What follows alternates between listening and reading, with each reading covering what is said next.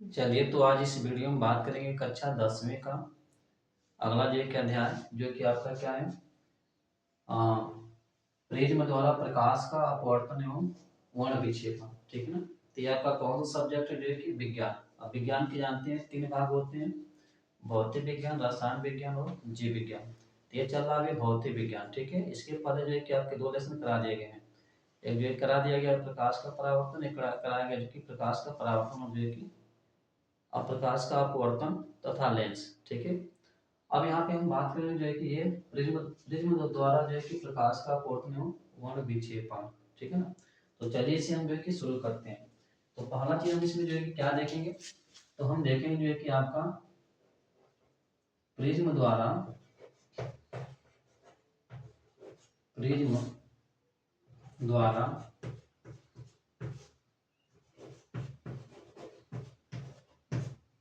प्रकाश का अपवर्तन। ठीक है। तो ये आपकी हेडिंग रहेगी। चलिए इस चीज को हम समझ लेते हैं।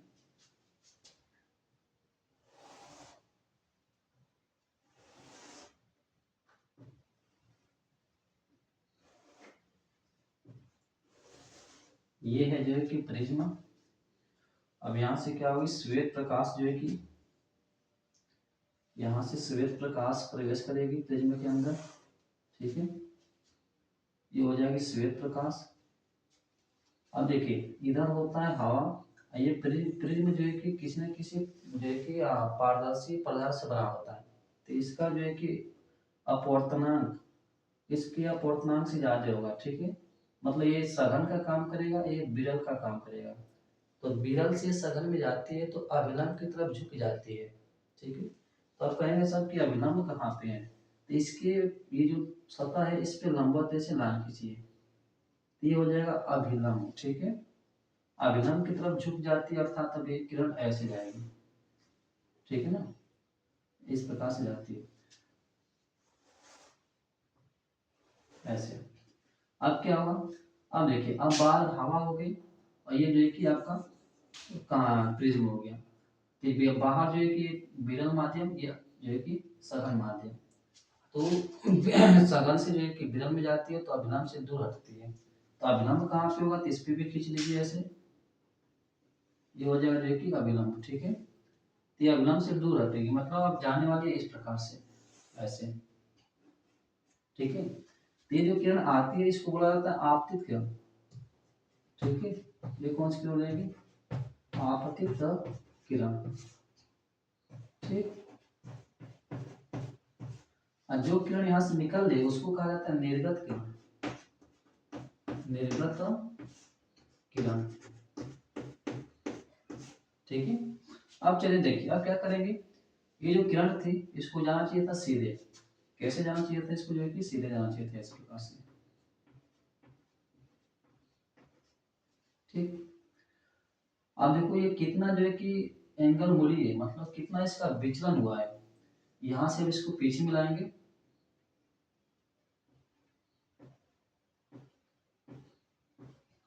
यहां से हमें पता चलेगा ये इसका विचलन कितना हुआ है। ठीक। यही होता है विचलन कोण, इसको दिखाते हैं डेल्टा एम से। यही क्या होता है, विचलन। विचलन कोण होता है। ठीक। ये क्या होता है, विचलन कोण होता है। ठीक है।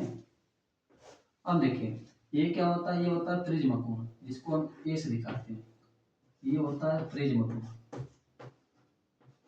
प्रिज्म कोण। ठीक। अब देखिए क्या करेंगे, तो ये हमने अभिलंब खींचा था, तो यहाँ पे जो कोण बनेगा ये वाला, इसको बोलते हैं आपतन कोण आई, इसको बोलते हैं अपवर्तन कोण आर। ठीक। अब देखिए अब यहाँ से ये जो कोण बनेगा इसको कहेंगे जो है कि आपतन कोण आई, और यहाँ पे जो कोण बनेगा उसको बोलेंगे अपवर्तन कोण आर। ठीक है। ये आपका जो है कि हो जाएगा। तो अब देखिए होता क्या इसमें, तो ये हो गया आपका जो है कि प्रिज्म द्वारा प्रकाश का अपवर्तन। तो ये आपके जो है कि एग्जाम में पूछा जाता है। तो इस प्रकार से आप चित्र बना सकते हैं और सारी चीजों को जो है कि दिखा सकते हैं। ये क्या है, प्रिज्म। तो यहाँ लिख सकते हैं प्रिज्म द्वारा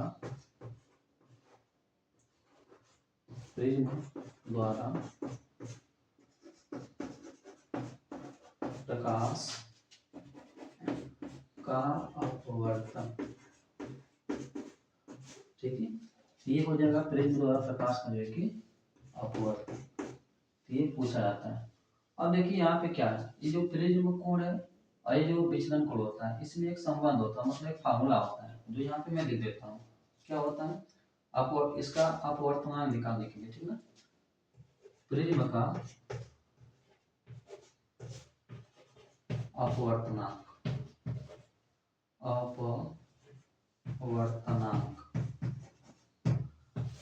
ठीक ना, मतलब जिस भी पदार्थ का वो बना रहेगा उसका। अपवर्तनांक निकालने के लिए क्या होगा, n बराबर होता है साइन कोष्ट में हो जाएगा आपका जो कि डेल्टा m प्लस जो है कि a/2, ठीक, बटे क्या हो जाएगा यहाँ पे 2, इसके बटे होता है साइन a/2। ये होता है किसी प्रिज्म का अपवर्तनांक निकालने का फार्मूला। ठीक है, यहाँ पे प्रिज्म का जो है कि कोण दे देगा सवाल में आपका, और ये विचलन कोण जो है कि दे देगा। तो आपसे पूछेगा कि बताइए इस प्रिज्म का अपवर्तनांक क्या होगा। यहाँ पे जो है कि आप जो है कि प्रिज्म कोण, ठीक, और यहाँ पे जो है कि विचलन कोण रख लेंगे और यहाँ पे रख लेंगे। तो साइन जो है कि जितना भी आएगा उसका वैल्यू रखेंगे, और जैसे जो है कि आप कैलकुलेशन करेंगे तो इसका क्या आ जाएगा, अपवर्तनांक जो है कि आ जाता है। तो ये था जो है कि आपका प्रिज्म द्वारा प्रकाश का अपवर्तन, प्रिज्म द्वारा जो है कि प्रकाश का अपवर्तन। ठीक है ना, इसको आप नोट कर सकते हैं। तो ये पूछा गया आपके बोर्ड के एग्जाम में। अब इसके आगे हम बात करेंगे जो है कि प्रिज्म द्वारा जो है कि प्रकाश का वर्ण विक्षेपण, जो कि यहाँ से बहुत ज्यादा प्रश्न पूछे जाते हैं, छोटे और बड़े दोनों। ठीक है, तो चलिए इसको हम देख लेते हैं। तो चलिए अगला टॉपिक के बारे में हम बात करते हैं। इसके पहले हमने देखा प्रिज्म द्वारा प्रकाश का अपवर्तन। अब देखेंगे जो है कि प्रिज्म द्वारा प्रकाश का वर्ण विक्षेपण, जो कि बहुत इंपॉर्टेंट है एग्जाम की दृष्टि से। ठीक ना, बोर्ड में जो है कि आपके यहाँ से प्रश्न बहुत ज्यादा पूछे जाते हैं, जो है कि लॉन्ग में भी और जो है कि शॉर्ट में भी, मतलब विकल्पिक प्रश्न भी पूछे जाते हैं, और जो है कि आपके 2-3 नंबर के प्रश्न भी यहाँ से बनते हैं। ठीक है ना, तो चलिए इसको हम देखते हैं। वर्ण विक्षेपण क्या होता है, प्रिज्म द्वारा प्रकाश का वर्ण विक्षेपण। ठीक है, तो यहाँ पे हम बात करें कि यह है क्या। तो जैसे मान लीजिए कि आप प्रिज्म के बारे में जो है कि आप जान चुके हैं प्रिज्म क्या होता है। ये जो है कि केवल वीडियो जो है कि इसलिए बनाया जा रहा है कि आपके एग्जाम की दृष्टि को ध्यान में रखते हुए, ठीक है ना, कि आपके एग्जाम में जो है कि कहाँ कहाँ से प्रश्न पूछे जाते हैं। तो आप जो है कि आप पढ़े होंगे कहीं पर भी, तो आप प्रिज्म के बारे में तो पढ़े ही होंगे।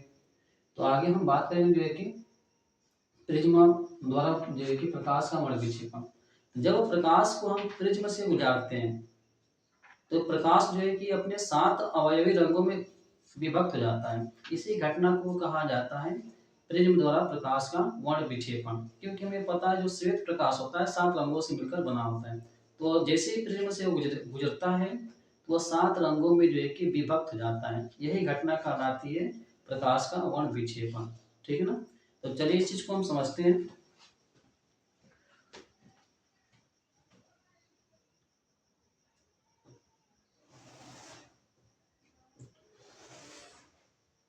ये मान लेते हैं जो कि प्रिज्म है, ठीक, यहाँ से जो है कि ये प्रकाश किरण जा रही है, ये मान लेते हैं श्वेत प्रकाश है। जैसे प्रिज्म के अंदर जाती है तो 7 रंगों में क्या हो जाएगी, बढ़ जाती है।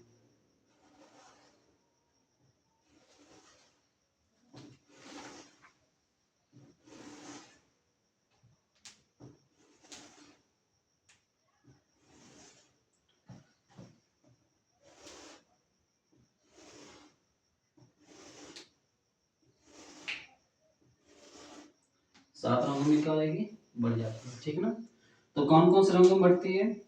यहाँ पे होता है कि आपका ऊपर होता है सबसे रेड, ठीक, फिर उसका होता है कि ऑरेंज, फिर उसके बाद होता है कि आपका येलो, फिर उसके बाद जो है कि ग्रीन, ठीक, फिर उसके बाद जो है कि आपका होता है कि ब्लू, फिर उसके बाद जो है कि आपका इंडिको, फिर उसके बाद होता है जो है कि वायलेट, ठीक है ना।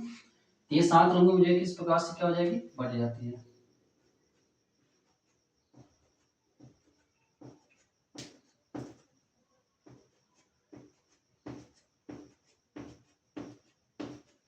ठीक है, तो यही क्या हो जाएगा आपका प्रिज्म द्वारा जो है कि प्रकाश का वर्ण विक्षेपण। तो इसकी परिभाषा जो है कि लिखना चाहेंगे, ये क्या है, श्वेत प्रकाश, श्वेत प्रकाश, ठीक है। तो चलिए इसकी परिभाषा लिख लेते हैं। ये है जो है कि प्रिज्म, क्या है, ये है जो है कि प्रिज्म, ठीक है। तो देखिए, तो यहाँ पे इसकी परिभाषा जो है कि हम लिखते हैं, तो देखेंगे जब प्रकाश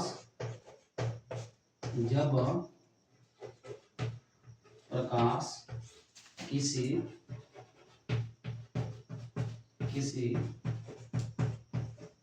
प्रिज्म से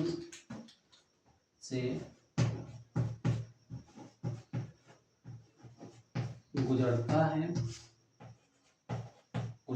है तो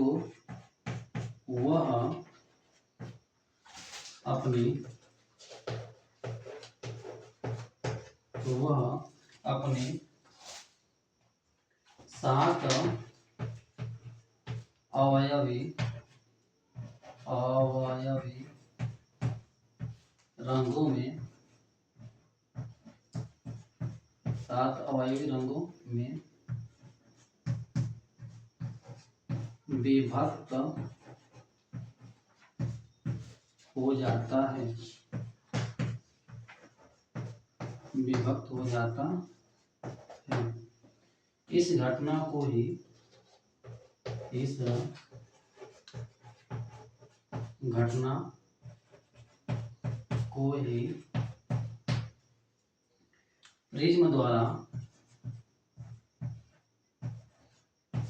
प्रिज्म द्वारा प्रकाश का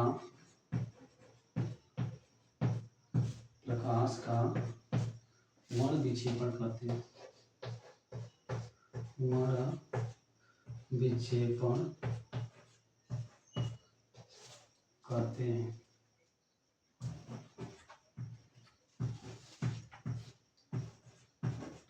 ठीक है, तो क्या देखिए, जब प्रकाश किसी प्रिज्म से गुजरता है तो वह अपनी 7 अवयवी रंगों में विभक्त हो जाता है।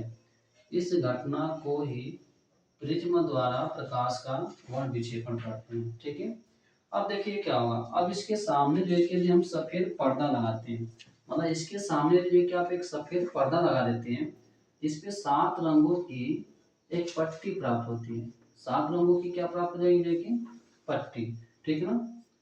तो 7 रंगों की इस पे जो है कि पट्टी प्राप्त होती है। तो 7 रंगों की जो पट्टी प्राप्त होगी, यहाँ पे 7 रंगों की पट्टी, तो 7 रंगों की जो पट्टी प्राप्त होती है इसी को कहा जाता है वर्ण क्रम। क्या बोलते हैं, वर्ण क्रम कहते हैं। ठीक है, क्या कहेंगे, वर्ण क्रम कहते हैं, या इसी को कहा जाता है जो कि स्पेक्ट्रम। क्या बोलते हैं, स्पेक्ट्रम बोलते हैं। तो ये भी जो है कि आपका परिभाषा पूछ ले आता है, तो चलिए इसको भी लिख देते हैं। ठीक है ना, तो यहाँ पे कौन कौन से 7 रंगों की, तो यही रहेगा आपका रेड, ऑरेंज, येलो, ग्रीन, ठीक है, ब्लू, इंडिको, फिर जो है कि आपका क्या हो जाएगा वाले। तो 7 रंगों की जो पट्टी होगी क्या है, सफेद पर्दा है, सफेद पर्दा। ठीक है, ये है सफेद पर्दा। अब चलिए आगे देखिए, तो इसकी भी परिभाषा लिख देते हैं। यदि निर्गत किरणों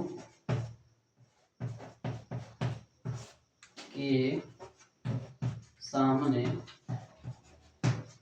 सामने एक सफेद पर्दा लगा देते हैं तो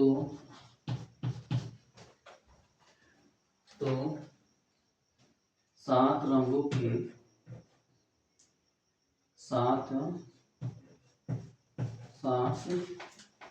की पट्टी प्राप्त होती है।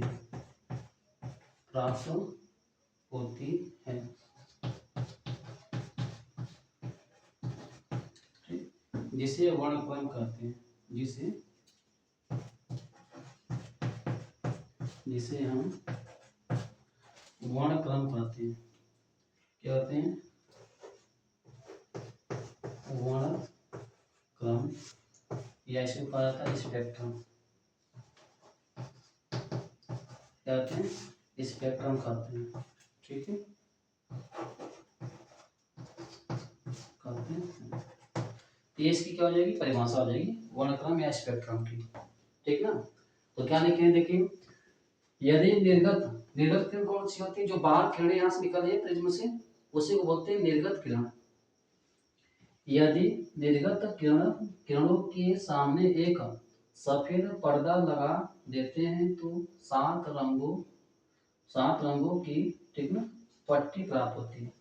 तो यहाँ पे क्या होगा? सात रंगों की पट्टी प्राप्त होती है, जिसे हम वर्णक्रम कहते हैं या स्पेक्ट्रम कहते हैं। ठीक है, चलिए और चीजें हम देख लेते हैं आगे। प्रश्न और कहाँ से पूछते हैं? ये तो परिभाषा आप याद रखेंगे। अब यहाँ से आपके एग्जाम्पल बहुत ज्यादा पूछे जाते हैं कि वर्ण विक्षेपण की जो है कि दैनिक जीवन में जो घटनाएं होती है इससे संबंधित, वो बहुत ज्यादा पूछे जाते हैं। जैसे इंद्रधनुष का बनना, ठीक है, ये जो है कि बहुत ज्यादा पूछा जाता है, तो इसको भी हम आगे देखेंगे। पहले इसका और कुछ जो है कुछ पॉइंट है इसको हम देख लेते हैं। एक शब्द याद रखिएगा, एक सीक्वेंस याद रखने के लिए, यहाँ पे सबसे अधिक विचलन किसका हुआ है, सबसे कम विचलन किसका हुआ है। ठीक है ना? जैसे मान लीजिए जो प्रिज्म होता है, ये जब यहाँ से प्रकाश अंदर प्रवेश करता है तो ये अपने मार्ग से विचलित हो जाता है। ठीक है ना? इसी घटना को जो है कि हम क्या बोलते हैं? विचलन। जैसे मान लो कि यहाँ से कितना एंगल विचलित हुआ है, जैसे जाना चाहिए था सीधे, जितना एंगल यहाँ से विचलित हुआ है ना, उसी को बोलते हैं विचलन कोण। क्या बोलते हैं? विचलन कोण कहते हैं। तो हमें देखना है कि किस किरण का विचलन कोण ज्यादा है, मतलब कौन सी किरण ज्यादा विचलित हुई है, इस चीज को हम देखेंगे। तो यहाँ से पहले देखिए क्या बैगनी का सबसे ज्यादा जो है कि विचलन हुआ है, और सबसे कम किसका हुआ? लाल किरण का। बैगनी किरण का सबसे ज्यादा है, फिर उसके बाद जो है कि सबसे कम किसका है? लाल किरण का होता है। ठीक है, ये सीक्वेंस आप याद रखेंगे।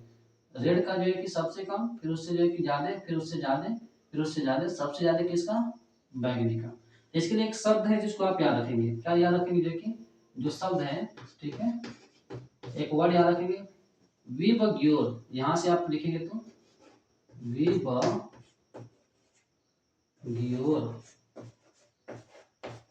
ठीक ना? देखिए VIB, GYOR, ग्योर। ठीक ना? तो विबग्योर, ये शब्द आप याद रखेंगे। कभी कोई सीधे शब्द दे देता है, ठीक है, तो याद रखेंगे सबसे कम किसका विचलन होगा? लाल का। सबसे अधिक किसका होगा? बैगनी का। तो ये सीक्वेंस ऐसे याद रखेंगे। अब चलिए बात करते हैं, आप क्या कहते हैं। तो सबसे अधिक, यहाँ पे पॉइंट नोट में देता हूँ, ठीक, सबसे अधिक विचलन, सबसे अधिक विचलन, ठीक है, सबसे कम विचलन, सबसे कम विचलन।